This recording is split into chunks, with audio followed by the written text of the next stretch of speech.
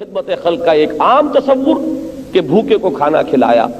اور پیاسے کے لیے پانی کا اہتمام کر دیا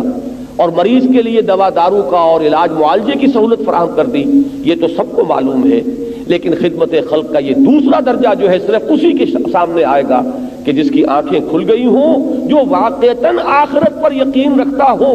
اب اس کے اعتبار سے یقیناً اب یہ جو خدمت خلق کا مرحلہ ہے وہ پہلے سے بھی کہیں زیادہ اہم پر ہو جائے گا۔ آپ سوچئے، خود غور کیجئے منطقی طور پر، کسی شخص کے پیٹ میں بھوک کی وجہ سے جو آگ لگی ہوئی ہے وہ تو آپ نے بجھا دی، اسے کھانا کھلا دیا۔ پیاس کی آگ تھی، پانی پلا دیا۔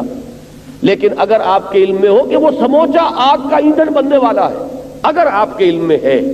اور اس کی آپ فکر نہ کریں تو آپ کتنے کٹھور انسان ہوئے، کتنے سنگ دل انسان ہوئے۔ یہ آپ نے ایک وقت کی بھوک کی آگ اس کی بجھائی، لیکن آپ کو یہ خیال نہ آیا کہ یہ سموچا آگ کے اندر جلنے والا ہے، اس کا ایندھن بننے والا ہے۔ تو پھر اگر کسی انسان کے دل میں ابنائے نو کے لیے ہمدردی ہے، محبت ہے، خلوص ہے، اخلاص ہے، خیر خواہی کا جذبہ ہے، تو یہ ممکن نہیں ہے کہ وہ اپنی توانائیاں اپنی خود غرضی کے لیے صرف کر رہا ہو، اپنے لیے دولت جمع کرنے پہ صرف کر رہا ہو، اپنے لیے بلڈنگوں پر بلڈنگیں تعمیر کرنے پر صرف کر رہا ہو۔ ہے تو یہی کچھ ہمارے پاس، کچھ توانائیاں، کچھ صلاحیتیں، کچھ قوتیں، کچھ وقت ہے، اور وہ وقت بھی ایسا کہ کچھ معلوم نہیں کب ختم ہو جائے، کب موت کا بلاوا آ جائے اور ہماری یہ مہلت عمر ختم ہو جائے۔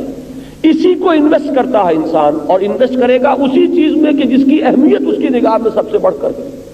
تو اگر ایمان واقعتاً پیدا ہو چکا ہے تو اب ایک سلیم الفطرت اور سلیم العقل انسان کے لیے اب اس کے لیے توانائیوں کا، قوتوں کا جو مصرف ہے وہ اس کے سوا کوئی نہیں رہے گا کہ جتنے بھی اپنے ابنائے نو کو اس ہولناک عذاب سے بچا سکے بچا لیں۔